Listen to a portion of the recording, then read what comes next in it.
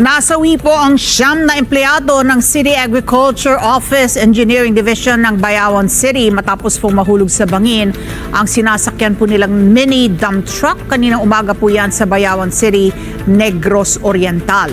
Nakilala mga nasawi na sina Diomedes Canoy, Kervin Andog, Larry Llamos, Ronel Cabasag, Jonathan Habor, Giovanni Babor, Jonaril Cagisa, Castro Estemada at driver ng truck na si Egmedio Arnaiz.